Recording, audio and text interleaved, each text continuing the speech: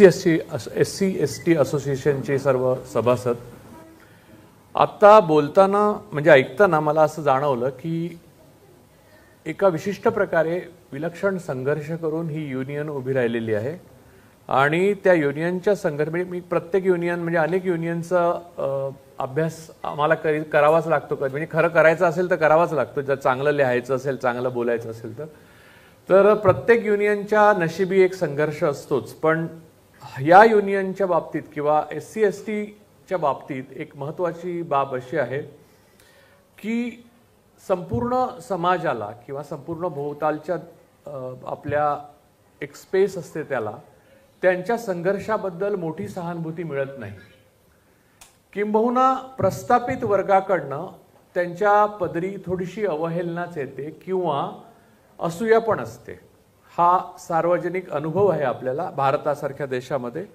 मला सुरुवातीलाच साहेबांचं भाषण ऐकताना असं जाणवलं की नॉन SC/ST असोसिएशन अशी उभी राहावी अशीच कल्पना कोणाच्या मनात येईल ही सुद्धा मला आश्चर्यकारक गोष्ट वाटली मुळामध्ये या सगळ्या भाषणांच्या आणि आपल्या तुमच्या युनियन पुरतं आत्ता मी बोलतो आणि नंतर मी माझ्या विषयाकडेच वळतो की या युनियनच्या अस्तित्वात असण्यासाठी ज्या माणसाने ज्या महापुरुषाने आपल्या आयुष्याचं म्हणजे अख्खं आयुष्य योगदान म्हणून दिलं ते डॉक्टर बाबासाहेब आंबेडकरांच्या 132व्या जयंतीच्या निमित्तानं म्हणजे 14 एप्रिलला जी झाली त्याच्या निमित्तानं आपण इथे सगळे जमलेलो आहोत त्यांचं योगदान जे आहे त्यांची दूरदृष्टी जी आहे ती जेव्हा जेव्हा त्यांच्याबद्दल मी वाचतो आणि मी जेव्हा समारंभांना जातो की त्यांच्याशी संबंधित कुठचाही कार्यक्रम असेल तर मी सर्वसाधारणपणे अगदीच जर वेळ नसेल तर शक्य नसेल तर जात नाही पण मी जातोच जातो याचं कारण असं की मला प्रत्येक वेळेला काहीतरी नवीन शिकायला मिळतं आणि नवीन पैलू मला कळतात जसं की आज पण मला कळलं आणि मला वाटतं अजून काही वेळाने मानेसाहेब बोलतील तेव्हा पण मला अजून काही कळेल इथे मला एक महत्त्वाची गोष्ट सांगावीशी वाटते की काळ फारसा अनुकूल नाहीये अशा काळामध्ये आपण इथे सगळे जमलेलो आहोत केवळ खाजगीकरण होतंय आणि त्यामुळे कर्मचाऱ्यांची संख्या कमी होते आणि एकंदरीतच रिझर्वेशन म्हणजे SC/STच्या रिझर्वेशनला एक विरोध करणारा वर्ग हा प्रस्थापित आणि सत्ताधारी वर्ग होऊन बसलेला आहे ही एक मोठी भयानक गोष्ट आहे आणि त्याविरुद्ध संघर्ष करण्याची क्षमता असलेले लोक कमी होत चाललेले आहेत ही एक मोठी समस्या आहे आणि त्यातली अजून गंभीर गोष्ट अशी की कधी काळी अँटी एस्टॅब्लिशमेंटसाठी असलेले लोक उभे असलेले लोक आज एस्टॅब्लिशमेंटमध्ये असल्यामुळे त्यांचं काम अँटी एस्टॅब्लिशमेंटचं संपलेलं आहे असं समजतात आणि हे अधिक गंभीर आहे कारण खरं तर त्यांचं काम खूप महत्त्वाचं आहे त्यांचा रोल अनुभव सगळा महत्त्वाचा आहे आत्ता सरांनी जे बोलताना म्हणाले की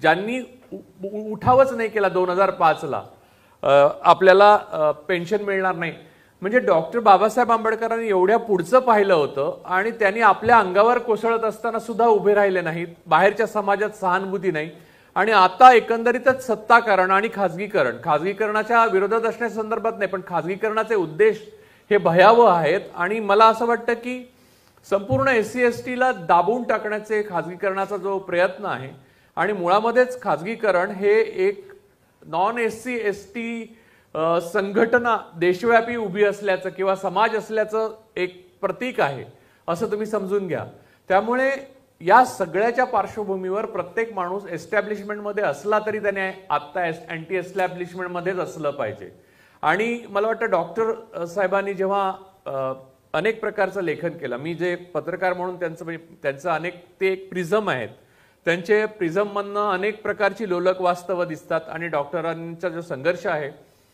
तो अनेक पातळ्यांवर दिसतो त्यांनी पत्रकार म्हणून म्हणजे मला फार आकर्षित माझ्या सुरुवातीच्या काळामध्ये त्यांच्या अनेक रोल म्हणजे अनेक भूमिकांनी केल्या जसे की ते अर्थशास्त्रज्ञ होते त्यामुळे मी आकर्षित झालो त्यांनी हिल्टन कमिशन जे झालं स्थापन त्यातनं रिझर्व्ह बँक ऑफ इंडिया उभी राहिली म्हणजे त्यांचं योगदान एवढं मोठं आहे की मला असं कित्येकदा वाटतं की भारतातल्या उच्चवर्णीय ब्राह्मण समाजाला किंवा उच्चवर्णीय समाजाला किंवा जे रिझर्वेशन कॅटेगरीमध्ये येत नाहीत त्या समाजाला जास्त भरभरून डॉक्टर बाबासाहेब आंबेडकरांनी दिलंय आणि त्यांनी कोणत्याही प्रकारचा राग किंवा त्यांच्या संपूर्ण समाजावर आणि त्यांच्या स्वतःवर झालेल्या अन्यायाचा राग किंवा विष त्याच्यामध्ये ते लिहिताना बोलताना कधीही व्यक्त केलेलं नाही ही इतकी मोठी गोष्ट आहे की बुद्धाच्या जे करुणामयी जीवन आहे ते स्वतः जगले ते, आणि त्यांचे उपकार कोणताही जो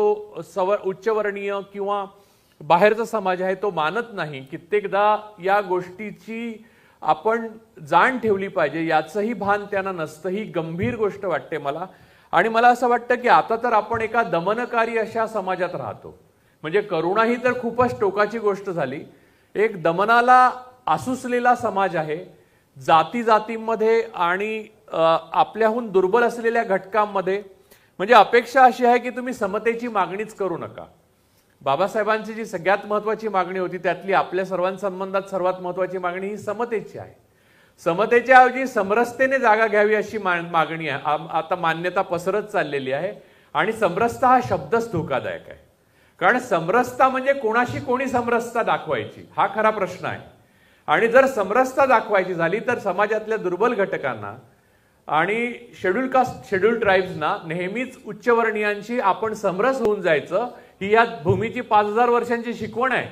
आपण तिथे परत चाललेलो आहोत. आणि अशा परिस्थितीमध्ये आपल्याला या गोष्टीचं भान पाहिजे की आपल्या मूळ पुरुषाने म्हणजे डॉक्टर बाबासाहेब आंबेडकरांनी जे उभं केलं, जे जे जे आपल्या बौद्धीच्या सामर्थ्यावर त्यांनी जे काही एक विश्व उभं केलं, त्याचं सगळ्यात मोठं जर सार कोणतं असेल तर तुम्ही उभे राहा, शिका, संघटित व्हा आणि संघर्ष करा. बाबासाहेबांनी एक पत्रकार म्हणून 4 पत्रिका आहेत. त्याच्यामध्ये म्हणजे त्यांनी विषय पण मूकनायक असेल किंवा बहिष्कृत भारत असेल, बहिष्कृत जनता असेल किंवा प्रबुद्ध भारत असेल, याच्यामध्ये काहीमध्ये ते डिफॅक्टो एडिटर होते, काहीमध्ये ते एडिटर नव्हते, म्हणजे दुसरी माणसं एडिटर होते. म्हणजे प्रत्येक याच्यामध्ये दुसरी माणसं एडिटर होती, पण काहीमध्ये ते डिफॅक्टो एडिटर होते, म्हणजे त्यांचं लेखनच असे. काही तर वेळे अंक आहेत, ते मी जुने अंक वाचलेले आहेत मूकनायकचे वगैरे, तर त्याच्यामध्ये त्यांनी स्वतः जवळपास अख्खा अंक लिहून काढलेला आहे. आणि या सगळ्या पार्श्वभूमीवर त्यांनी विषय जे तेव्हा घेतले ते आज ज्या विषयाला तुम्ही सामोरं जाता त्या संदर्भात सगळं लिहून ठेवलेलं आहे. ते सगळे जुने अंक जर तुम्ही एकत्रित करून एक पुस्तक तयार केलं किंवा 4 पुस्तकं तयार केली, 4 वेगवेगळे. खरं तर जर्नलिस्ट म्हणून म्हणजे पत्रकार म्हणून बाबासाहेबांना फार मोठा काळ देता आला नाही, कारण इतर कामं इतकी होती की त्यामध्ये त्यांचं तेवढा काळ, पण त्यांनी तेवढ्या काळात एवढं लिहून ठेवलेलं आहे आणि एवढं विलक्षण लिहिलेलं आहे. म्हणजे एक छोटं उदाहरण सांगतो. त्यांचं एक मोठं लेखन आहे ते हिंदीकरण या विषयावर आहे. म्हणजे आज आपण महाराष्ट्रात बोलतोय किंवा तामिळनाडू सगळ्या भाषिक अस्मितेबद्दल, तर त्याचं हिंदीकरण होईल यावर त्या काळात बाबासाहेबांनी लिहून ठेवलेलं आहे. आणि त्याच्यावर संपादकीय आहे. ही ज्या लोकांनी वाचलेली नाहीत, ह्या हिंदीकरणाविरुद्ध बोलताना एकदाही मी बाबासाहेब आंबेडकरांचा उल्लेख कोणाकडनं ऐकलेला नाही. याचं कारण बऱ्याच जणांना डॉक्टर बाबासाहेब आंबेडकरांनी आपल्यासाठीच जास्त केलं हे मान्यच करवत नाहीये. ही सगळ्यात मोठी मला वाटणारी समस्या आहे. मी आता सुद्धा नरिमन पॉइंटला ऑफिसमध्ये बसलेलो तेव्हा मी बोलताना हेच म्हणत होतो की आता मी डॉक्टर बाबासाहेब आंबेडकरांवर बोलायला जाणार आहे. म्हणजे त्यांच्या पद्धतीने आणि त्यांच्या विचाराने प्रेरित असलेली माणसं आहेत भोवती, आणि हे मला खूप आनंददायक नेहमीच वाटत आलेलं आहे, कारण ते समान धर्म आहेत माझ्यासाठी. पण समस्या अशी आहे की मी ज्यांच्याशी बोलत होतो त्यांना असं वाटलं की ठीक आहे, म्हणजे तुम्ही बोलणार आहे चांगलं आहे वगैरे. मी म्हटलं तुम्हाला याची कल्पना पण असू शकत नाही की डॉक्टर बाबासाहेब आंबेडकरांनी तुमच्या प्रत्येक आयुष्यातल्या टप्प्यावर, प्रत्येक क्षणावर किती मोठ्या प्रकारे म्हणजे किती नाव करून ठेवलंय, किंवा तुमची प्रत्येक आयुष्याचं पाऊल ती पाऊल वाटेचा महामार्ग करून ठेवला. आता इथे मला एक सगळ्यात महत्वाची गोष्ट सांगायची दुसरी अशी आहे की आज घटना कोणती, अजून एक मी तुम्हाला पटकन जाता त्याची दूरदृष्टी सांगायची म्हणजे डॉक्टरांची. आज असं एक समाजात प्रचलन आहे की एक लव जिहाद होतो वगैरे. त्या काळामध्ये रांगणेकर कुटुंबातली एक मुलगी एका मुस्लिम युवकाशी लग्न करू इच्छित होती आणि केसरीपासून सगळ्या वर्तमानपत्रांनी त्याच्यात विरोध केला होता. एक बाबासाहेबांचं वृत्तपत्र होतं ज्यात बाबासाहेबांनी स्वतः त्या आंतरधर्मीय विवाहाला पाठिंबा दिला होता, हिंदू मुलगी आणि मुस्लिम मुलगा. म्हणजे प्रत्येक तुम्ही कोणताही मुद्दा घ्या आजचा, त्याचं उत्तर बाबासाहेबांनी लिहून ठेवलेलं आहे. जवळपास कोड ऑफ कंडक्ट जगण्याचं त्यांनी लिहून ठेवलेलं आहे. या प्रकारचं काम, एवढ्या प्रकारचं, एवढ्या क्षेत्रातलं, म्हणजे कुठचंही अर्थशास्त्र असो, प्रॉब्लेम ऑफ रुपी सारखा ग्रंथ असो, आरबीआयच्या रचनेमध्ये त्यांनी लिहिलेले लेख असो, आता संविधानावर तर मी काय बोलावं, म्हणजे संविधानाचं जी निर्मिती आहे त्याच्यावर म्हणजे वेळ एवढा कमी म्हणजे असला पाहिजे. म्हणजे मी आता जास्त बोलणं हे योग्य होणार नाही, कारण तुम्ही सकाळपासून बऱ्याच कार्यक्रमांच्या उपस्थित आहात. परंतु जर एकेका गोष्टीवर, त्यांच्या एकेका भूमिकेवर मी बोलायचं ठरवलं तर मी अख्खा दिवस बोलू शकतो. तुम्ही ठरवा, मी बोलतो. आणि मला त्याच्यात सगळ्यामध्ये तुम्हाला मी जे विषय ठरवला, मी जे बोलावं असं नेहमीच अशी 3 भाषणं असतात. मी मनात असं काहीतरी ठरवतो, मी कधी लिहित नाही. मी मनात ठरवतो आपण हे बोलायचं, मग मी दुसरंच काहीतरी बोलतो आणि मग घरी गेल्यावर असं वाटतं आपण हे बोलायला पाहिजे होतं. अशी 3 भाषणं होतात माझी नेहमी. तर आज मी जे बोलणार होतो त्याच्यावर माझा या 2 वक्त्यांचा खूप प्रभाव पडला आणि त्यामुळे मला वेगळंच काहीतरी वाटलं आणि त्यामुळे मी वेगळंच काहीतरी बोलतोय.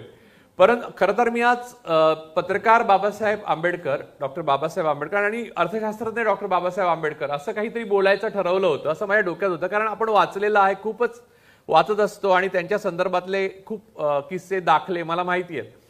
परंतु आता ह्यांचं ऐकल्यावर माझ्या एक वेगळंच आलं माझ्या डोक्यात. माझ्या डोक्यात हे आलं की बाबासाहेब आंबेडकर हे खरे क्रांतिकारक होते आणि ती क्रांती मेलेली आहे त्यांच्यातली इथल्या आजच्या समाजात. हा खरा प्रॉब्लेम आहे, हा खरा प्रश्न आहे. सगळे स्वांत सुखाय भूमिकेत रमलेले आहेत आणि ते भयंकर आहे. हे जे आता अनिष्ट आपल्या आयुष्यामध्ये आलेलं आहे किंवा ज्या प्रकारच्या वातावरणात आपण मलूल होऊन पडलेलो आहोत, याचं कारण डॉक्टर बाबासाहेब आंबेडकरांनी इतक्या विपरीत परिस्थितीत केलेला संघर्ष आणि त्यांच्या मनात असलेली धगधगती क्रांती अखेरच्या क्षणापर्यंत त्यांनी विझू दिली नाही आणि ती पहिल्या सुखाच्या घासाबरोबर आपण विसरून गेलो. हे सगळ्यात मोठं कारण आहे आपल्या दुःखांचं, आपल्या समस्यांचं. कारण लढणं म्हणजे मला नेहमीच असं वाटतं की आंबेडकरी समाजाने या देशाला काय जर शिकवलं असेल तर डॉक्टर बाबासाहेब आंबेडकरांच्या आयुष्यातनं बोध घेऊन त्यांनी लढायला शिकवलं. म्हणजे आजही कोणत्याही लढ्यामध्ये आंबेडकरी चळवळ जर असेल तर तो लढा यशस्वी होण्याची जास्त शक्यता असते. हे केवळ आंबेडकरी चळवळीचं यश नाहीये, तर डॉक्टर बाबासाहेब आंबेडकरांनी त्यांच्या हयातीत जे लिहून ठेवलं, जे बोलून ठेवलं, त्याचा नकळत सबकॉन्शियस माइंडवर त्या पिढीच्या झालेला परिणाम आणि त्यांनी तो पुढे पुढे झिरपत नेला आणि तो आज आपल्यापर्यंत आला. त्याचा परिणाम म्हणून आपण जे लढू शकतो, मला कोणत्याही लढाई, कोणताही वाद, कोणतीही समस्या, मला खरोखर सांगतो म्हणजे विश्वास ठेवा, माझ्या आवडीचे महापुरुष खूप आहेत जगभरचे, परंतु मला पहिल्यांदा डॉक्टर बाबासाहेबांची आठवण येते आणि मला खात्रीने वाटतं की ह्याच्यावर डॉक्टर बाबासाहेब आंबेडकरांनी काहीतरी लिहून ठेवलेलं असणार. आणि आश्चर्यकारक रीतीने असं एकदाही झालेलं नाही की त्यांनी त्याच्यावर लिहून ठेवलेलं नाही. मग तो विषय कुठचाही असो, म्हणजे तुम्ही आश्चर्यकारक रीतीने, आता उदाहरणार्थ चौदार तळ्याचा सत्याग्रह झाला तेव्हा डॉक्टरांच्या लेखनाला बहिष्कृत भारत आणि त्याच्यामध्ये खूप मोठ्या जोरकसपणे त्यांनी लिहिलेलं होतं आणि प्रचंड त्याच्यावर लेखन केलं. आणि या संदर्भातली त्यांचा दृष्टिकोन जो आहे तो त्या घटनेपुरता मर्यादित नव्हता. आता या आपल्या नेत्यांनी जे सांगितलं तिथे तो थेट लागू पडतो. खरं सांगायचं झालं तर एखादा अन्याय हा सुरुवातीलाच सहन करता कामा नये. तो अन्याय पूर्ण होऊन न्यायालयात न्याय मिळेल यासाठी लढत राहणं हे खूप नंतरचं झालं. म्हणजे नंतर आता बघा, म्हणजे पुन्हा बाबासाहेब आंबेडकरांचं अस्तित्व तिथे पण आहे. न्यायालयात गेलं तरी संविधान त्यांनीच निर्माण केलेलं आहे, म्हणजे शेवटापर्यंत ते चुकत नाहीच. परंतु तिथपर्यंत जाण्यासाठी बाबासाहेब आंबेडकरांनी आधी संविधान नव्हतं लिहिलं, आधी त्यांनी लढायला शिकवलं. पहिली पायरी लढणं हीच आहे आणि माणसाचा जन्म म्हणजे लढणं हे त्यांना माहीत होतं आणि वारंवार ते या भूमिकेशी प्रामाणिक राहिले. आणि बाबासाहेब आंबेडकरांचा प्रामाणिकपणा किती विलक्षण होता म्हणून तुम्हाला सांगू, आज ज्या युगात मी जगतो इथे माझ्या ह्याच्यावर पत्रकार असं लिहिलंय, त्याची लाज वाटावी अशा युगात जगतोय. तर बाबासाहेब आंबेडकर त्यांच्या डॉक्टरांच्या वृत्तपत्रांच्या किंवा पिरियॉडिकल्सच्या बंद पडण्याच्या मुख्य कारण त्यांच्या जाहिरातीविषयीची भूमिका होती. ते म्हणत असत की जाहिराती ज्या आपल्या तात्विक भूमिकेशी सुसंगत आहेत त्याच घेतल्या जाव्या, अन्यथा वर्तमानपत्र असो नाही तर पिरियॉडिकल असो बंद पडलं तरी चालेल. आणि या भूमिकेनेच त्याने चालवलं आणि बंद पण पडली. त्यांना फार वारंवार कर्ज व्हायची. त्यांचा एक कोलंबिया युनिव्हर्सिटीतला पारसी मित्र होता, तो मदत करत असे आणि त्याच्या वशिल्यामुळे किंवा त्याच्या ओळखीमुळे गोदरेज सुद्धा खूप मदत करत असत. परंतु या छोट्या गोष्टी झाल्या, लागणारा खर्च खूप मोठा असतो आणि त्या वृत्तपत्राचं किंवा त्या नियतकालिकाचं विस्ताराने मोठं म्हणजे एवढ्या मोठ्या समाजापर्यंत पोहोचण्याकरता खूप काम करावं लागतं. आता तर खूप डिजिटलायझेशन वगैरे झालेलं आहे. त्या काळात तर एक गोष्ट छापायला खिळे जुळवण्यापासून खूप गोष्टी करायला लागत असत. त्यामुळे डॉक्टर बाबासाहेबांना परवडत नसे हे सगळी गोष्ट, परंतु त्यांनी आपल्या भूमिकेला छेद दिला नाही. उदाहरणार्थ मी सांगतो की त्यावेळेला सगळी वृत्तपत्र बाकी होती. केसरी म्हणजे मी ती कमर्शियल वृत्तपत्र तुम्ही बाजूला ठेवा, म्हणजे ती तर धंद्याकरताच आली होती. आता तर ती पब्लिक रिलेशन PR साठीच काम करतात. आता वृत्तपत्र नावाची संस्था अस्तित्वात नाही. आता ॲडव्हो एडिटोरियल नावाची गोष्ट आहे. ते म्हणजे तुम्ही जे काही संपादकीय वाचता ती कोणाची तरी जाहिरात असते, फक्त त्याला जाहिरात म्हणत नाही, त्याच्यासाठी पण वेगळे पैसे मोजावे लागतात. त्यामुळे आता वृत्तपत्र असं म्हणण्याची काही माझी हिंमत होत नाहीये. तर मुद्दा असा आहे की त्या काळामध्ये केसरी पासून ती म्हणजे ज्यांनी आपली भूमिका असलेली वृत्तपत्र होती किंवा नियतकालिका होती, त्यांनी सगळ्यांनी त्या जाहिराती घ्यायला सुरुवात केली होती की ज्या जाहिराती समाजविघातक आहेत किंवा समाजाच्या चांगल्या नाहीत, ज्या आपल्या समाजातल्या चांगल्या प्रवृत्तींना खतपाणी घालत नाहीत. बाबासाहेबांनी कुठचीही जाहिरात अशी घेतली नाही, आयुष्यात घेतली नाही. आणि त्यांनी आपलं वृत्तपत्र डोळ्यासमोर एक एक बंद पडताना पाहिलं, पण त्यांनी ती घेतली नाही, ती तडजोड केली नाही. ही तडजोड न करण्याची वृत्ती आहे ना, ती लढण्याची वृत्ती आहे. ते क्रांतिकारकत्व आहे आणि ते मला अभाव दिसतो त्याचा. आणि तो अभाव जो आहे ना, म्हणजे मी काय सरकारात नाही, माझा सरकारशी संबंध नाही, पुन्हा मी BPT नाही किंवा मला कोणतंच अशा प्रकारचं बंधन नाही. मी बोलण्याचं मला स्वातंत्र्य आहे, बोलल्यानंतर काय होईल ते मला माहित नाही आत्ताच्या परिस्थितीत. परंतु मला ह्या गोष्टीचा फार मी तुमच्याशी शेअर करू इच्छितो की विषाद वाटतो की तुमच्याकडनं अपेक्षा आहेत. मला अपेक्षा त्यांच्याकडनं नाही ज्यांना शोषणच करायचं आहे, ज्यांचं शोषण झालेलं आहे आणि ज्यांना आपल्या शोषणाचा इतिहास माहिती आहे, अशांनी कायम जागरूक असलं पाहिजे आणि कायम लढलं पाहिजे. आणि त्याच्यासाठी डॉक्टर बाबासाहेब आंबेडकरांचं आजही 132व्या जयंतीला पण आपण नाव घेतो. डॉक्टर बाबासाहेब आंबेडकर ही आता केवळ व्यक्ती नाही, ती एक अवस्था आहे. ती अवस्था अशी आहे की गौतम बुद्ध ही अवस्था आहे. अर्थात कोणी सगळे बुद्ध होणार नाहीत हे सगळ्यांनाच माहिती आहे, पण बुद्धत्वाकडे जाण्याचा प्रयत्न करतो आपण. माणूस होऊन बुद्धत्वाकडे जाण्याचा जसा प्रयत्न करतो तसं डॉक्टरांकडे जाण्याचा आपण प्रयत्न केला पाहिजे, त्या अवस्थेकडे जाण्याचा प्रयत्न केला पाहिजे. आणि तो प्रयत्नाची सुरुवात किंवा घोषणा सुद्धा मला माणसांमध्ये दिसत नाही. माणसं सुखी होऊन गेली आहेत, हे भयानक आहे. आणि सगळ्यात महत्वाचं म्हणजे मी मोकळेपणाने बोलू ना, तुम्हाला काही त्रास वगैरे होणार नाही ना.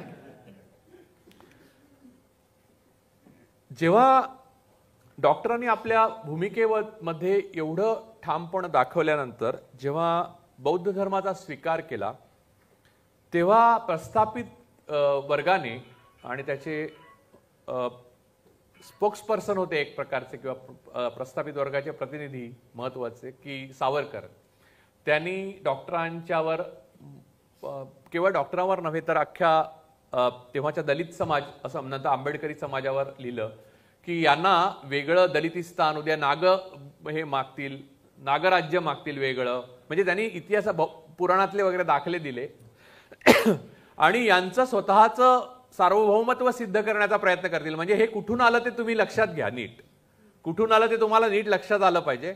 आणि बुद्धाला हद्दपार केलेला आहे आम्ही, तो हे परत आणतायत असं त्यांनी लिहिलेलं आहे. आणि ते म्हणले की सम्राट अशोकाने सुद्धा प्रयत्न करून सुद्धा आम्ही जिंकलो.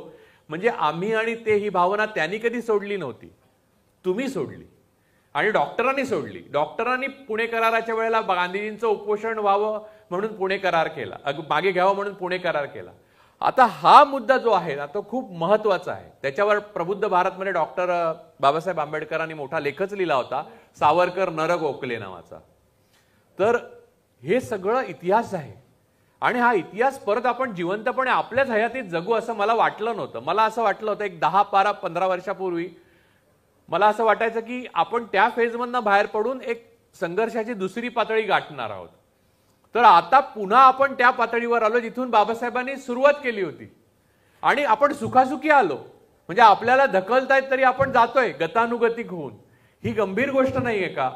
म्हणजे एका विलक्षण प्रज्ञेच्या माणसाने आपल्या आयुष्यामध्ये अर्थशास्त्र असो, पत्रकारिता असो, राजकारण असो, संविधान असो, कायदे असो, सगळ्या, आणि राजकारण नव्हे समाजकारण असो, नंतर धर्म असो, धर्म संस्कृती असो, धर्मातल्या विलक्षण वाईट प्रथा असो, या सगळ्या विरुद्ध बंड पुकारलं, नव्याची निर्मिती केली आणि त्या नव्याच्या निर्मितीचं एक नवीन जग आपल्याला, तुम्हाला, मला, सगळ्यांना, म्हणजे केवळ त्यांनी आंबेडकरी समाजासाठी केलं नाही, केवळ मागासवर्गीयांसाठी केलं नाही, केवळ शेड्यूल ट्राईबसाठी केलं नाही, संपूर्ण भारतीय उपखंडातल्या लोकांसाठी त्यांनी हे सगळं खुलं करून दिलं. आणि या सगळ्यानंतर आपण परत तिथेच येऊन पोहोचलो ही त्यांची नव्हे, आपली कमी आहे, हे आपलं दुबळेपण आहे, आपलं बुळेपण आहे, आणि त्यामुळे आपण इथे येऊन पोहोचलेलो आहोत. मला असं वाटतं की डॉक्टरांनी कोणत्याही क्षेत्रामध्ये, म्हणजे आता आरबीआयची रचना, आपण जेव्हा नोटबंदी झाली किंवा इतर डिमॉनिटायझेशनच्या नंतर जीएसटी आलं, काही आलं, यामध्ये पण डॉक्टर बाबासाहेब आंबेडकरांनी तेव्हा लिहून ठेवलेली तत्व जी आहेत ती लागू पडतात. कुठची गोष्ट बरोबर आहे आणि कुठची गोष्ट चूक आहे हे तुम्ही ते नीट ताडून बघू शकता आणि तुम्हाला लगेच कळतं की हे बरोबर नाहीये आणि ते बरोबर काही नाही. आणि मुख्य म्हणजे डॉक्टर बाबासाहेब आंबेडकरांचं वैशिष्ट्य असं की ते सतत उत्क्रांतीच्या प्रक्रियेत असत. अगोदरचं आपलं काही राहिलं किंवा बरोबर नाही असं त्यांना वाटलं तर त्याने नव्याने त्या विषयावर लिहिलेलं आहे, त्यांनी भूमिका बदलून लिहिलेलं आहे. आणि म्हणजे आयुष्याच्या अखेरच्या फेजमध्ये, लास्ट फेजमध्ये डॉक्टर बाबासाहेब आंबेडकरांनी जे लिहून ठेवलंय, सगळं सांगितलंय, त्यांनी रिपब्लिकन पार्टी ऑफ इंडिया उभी करायचं ठरवलं होतं. त्यामध्ये ज्या घटकांना त्यांनी बरोबर घ्यायचं ठरवलं त्या घटकांमध्ये कोण त्यांना अनुकूल वाटले आणि कोणाशी त्यांनी पत्रव्यवहार केला, ही इतकी विलक्षण कहाणी आहे की त्याच्यावर आपण स्वतंत्रपणे एक दिवशी बोलू शकतो. कारण हा राजकीय मंच नसल्यामुळे मला खूप मर्यादा येतात, तरी मी जरा बाहेर जाऊन बोललोच थोडा. परंतु ही गोष्ट सांगणं तुम्हाला मला गरजेचं होतं, कारण ही फक्त शेअर करतोय, काय मला जास्त माहिती असं नाही, यांना तारखा बिरखा पाठ आहेत, त्याच्या पुढे तर मी काहीच माहित नाही मला, असं मला वाटतं. यांनी तारखा ज्या प्रकारे धडाधड सांगितल्या मगाशी, या दिवशी हे झालं, त्या दिवशी ते झालं, तर म्हटलं अरे बापरे, म्हणजे आता आपलं काही खरं नाही याच्या पुढे. तर सगळेजण मला विचारतील कोणत्या तारखेला स्थापन केली वगैरे, तर मी तर मला आणि टेक्निकल गोष्टी पण या सर बोलले, त्या टेक्निकल गोष्टींमध्ये छोटे छोटे गोष्टी तुमच्या युनियनशी संबंधित गोष्टी आहेत, पण तुमच्या आयुष्याशी संबंधित गोष्टी या मी बोलतोय त्या सगळ्याच आहेत. केवळ तुमच्या युनियन पुरते तुम्ही मर्यादित नाही आहात किंवा तुमच्या इथे असण्या बीपीटी मध्ये कर्मचारी असण्यापुरते किंवा अधिकारी असण्यापुरते तुम्ही मर्यादित नाही आहात. यापुरता संघर्ष तुमचा मर्यादित नाहीये. तुमचा संघर्ष एकंदरीत या समाजाला, या देशाला मागे नेणार की पुढे नेणार याशी संबंधित आहे, या गोष्टीशी संबंधित आहे आणि याचं भान तुम्हाला असणं आवश्यक आहे. 50 वर्ष झाली जेव्हा पॅन्थरची त्या कार्यक्रमाला मी होतो, तिथे माझं भाषण झालं, तेव्हा पण मी हेच सांगितलं की आता भारतामध्ये दिशादर्शक चळवळ फक्त एकच राहिलेली आहे, ती म्हणजे आंबेडकरी चळवळ.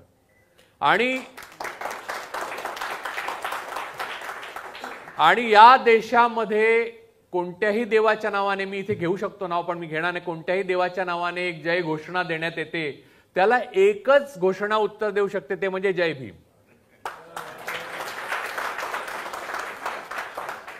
मला या हॉलमध्ये फारच मर्यादा येतात असं जाणवतंय की मी स्वतःला सेन्सॉर करत चाललोय, कारण मला तुमचीही खूप चिंता वाटते की कोणाला बोलवलं होतं म्हणून.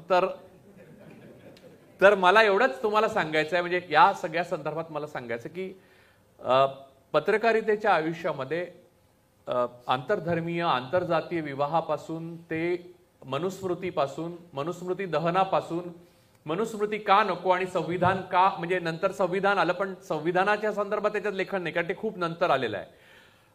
मनुस्मृती दहनाच्या मागची भूमिका जी बाबासाहेबांनी लिहून ठेवलेली आहे तोच संविधानाचा पाया आहे.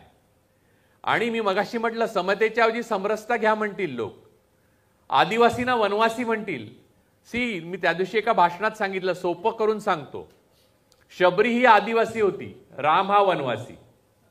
हे नीट लक्षात ठेवलं पाहिजे. आपण शबरीला वनवासी मानणं चुकीचं आहे.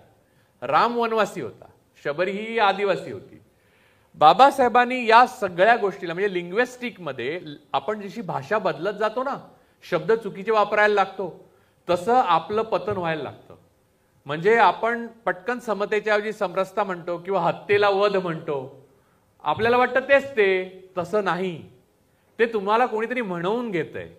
आणि याविरुद्ध आपण बाबासाहेबांचं बंड होतं आणि त्या बंडासाठी त्यांच्याबरोबर अनेक धुरंधर उभे राहिले आणि अनेक धुरंधर त्यांच्या विरोधातही उभे राहिले. आश्चर्याची गोष्ट अशी की त्यांच्या आयुष्यामध्ये त्यांना असाधारण असं राजकीय यश नाही मिळालं. मला असं वाटतं की आज ज्या प्रकारे डॉक्टर बाबासाहेबांच्या साठी लोक बोलतात, त्यांच्यासाठी जमा होतात, ज्या तळमळीने त्यांची आठवण काढतात, परंतु त्यांच्या आयुष्यात एवढी माणसं त्यांच्या बरोबर असून सुद्धा त्यांना मोठं लौकिक राजकीय यश मिळू शकलं नाही. याचं कारण असं कोणतंच लौकिक राजकीय यश कोणत्याही तत्वज्ञानाला मिळत नाही. कार्ल मार्क्सला पण नव्हतं मिळालं. अर्थात मी ही तुलना करत नाही की तुलना किंवा त्यांचे साम्यस्थळ शोधण्याचे वेगळे मार्ग आहेत आणि ते वेगळ्या व्यासपीठावर करता येतील, पण आत्ता मी ते करत नाहीये. मला एवढंच म्हणायचं आहे की ते क्रांतदर्शी होते, ते इतकं पुढचं पाहणारे होते आणि त्यांच्यामध्ये एवढ्या भूमिका एका माणसामध्ये दडलेल्या होत्या की त्यांना केवळ राजकीय पुरुष म्हणजे एक खलपुरुष म्हणून काम करण्यात रस नव्हता. या सगळ्याचं चांगलं व्हावं, या सगळ्याला अधिक प्रगत करण्यात यावं, हा देश एक चांगला आणि प्रगत आणि समानतेवर समतेवर आधारित देश व्हावा यासाठी आणि लिबर्टी, फ्रॅटर्निटी, इक्वॅलिटी या गोष्टी महत्त्वाच्या. लिबर्टी म्हणजे स्वातंत्र्य, ज्याचा संकोच केलेला आहे. म्हणजे आता मी बोलताना 10 वेळा असं म्हटलं, मी स्वतःला सेन्सॉर करतो, कारण आता स्वातंत्र्याचा संकोच झाला, रिझर्वेशनचा संकोच झाला, समतेचा संकोच झाला. या सगळ्या डॉक्टर बाबासाहेब आंबेडकरांच्या तत्वज्ञानावरचं खुलं आक्रमण आहे. मनुस्मृती दहन झाल्यानंतर मनुस्मृती ह्या देशाने विसरायला पाहिजे होती. मनुस्मृती न विसरता तुम्ही संविधान स्वीकारू शकत नाही. तुम्ही एकच काहीतरी स्वीकारू शकता, एक तर मनुस्मृती किंवा संविधान. तुम्ही मनुस्मृती पार्टली स्वीकारणार आणि पार्टली संविधान स्वीकारणार, हे म्हणजे तुम्ही 4 देव हिंदूंचेही पूजणार आणि बुद्ध धर्मही मानणार असं आहे. शास्त्रीय पद्धतीने बौद्ध धर्म मानायचा झाला तर देवांना नकार दिला पाहिजे, कारण आत्मशोधाचा धर्म हा बौद्ध धर्म आहे जो बाबासाहेबांनी स्वीकारला. असुरक्षितता सर्वांच्या आयुष्यात आहे, परंतु म्हणून त्यातून बाहेर काढणारा कोणती प्रेषित किंवा देव आपल्याकडे नाही, हे डॉक्टरांनी पुन्हा पुन्हा आपल्याला ठासून सांगितलं आहे. तुम्ही शिका, संघटित व्हा आणि संघर्ष करा. हे त्यांनी का सांगितलं? ते याचसाठी की तुम्हीच ठरवणार आहात तुमचं भाग्य. तुमचं प्राक्तन जे आहे, तुमचं जे शोषण मुक्तीचं आंदोलन आहे, ते देव नाही ठरवणार कुठचा, किंवा देव असण्याची नसण्याशी त्याचा काय संबंध नाही. जे बुद्धांनी पण सांगितलं की देव आहे आणि देव नाहीये, याचा काय संबंध तुमच्याशी? तुम्हाला हे दिलेले प्रश्न आहेत बाहेरच्या व्यवस्थेने. हा अस्तित्वगत प्रश्न नाहीये. जन्माला आल्यावर तुम्हाला एका खोलीत कोंडून ठेवलं असतं आणि तुम्हाला 25 वर्षांनी बाहेर काढलं असतं, तर तुम्हाला देव ही संस्थाच माहीत नसती, कारण या संदर्भात कोणी बोललेलंच नसतं तुमच्याशी. देव ही बाहेरून आलेली गोष्ट आहे. खरा प्रश्न आहे मी कोण आहे आणि माझं काय करायचं, मी माझ्या आयुष्याला पर्पज काय द्यायचा. बाबासाहेबांनी आयुष्याला स्वतःच्या पर्पज दिलं, आपल्या आयुष्याला उद्देश दिला, ते घडवलं आणि ते इतकं घडवलं की ते महामानव झाले. आणि महामानव हे शब्द म्हणून आपण इतक्या वेळा वापरला की तो गुळगुळीत वाटतो. त्यांना कोणता शब्द वापरावा हा कदाकधी मला प्रश्न पडतो. आधुनिक काळातले बुद्ध पुरुष होते ते. त्यांना ज्ञान होतं आणि त्यांना करुणाही होती, त्यांना प्रज्ञाही होती आणि त्यांच्याकडे शीलही होतं. असा माणूस आपल्या देशामध्ये, खरं तर आपल्या राज्यामध्ये सुद्धा आणि आमच्या कोकणामध्ये हे कंसात म्हणा, पण ठीक आहे, तर होऊन गेला. ही किती अभिमानाची गोष्ट असली पाहिजे आणि आपण किती लढवय्ये असलो पाहिजे. हा, कोकण सोडल्यावर, येस.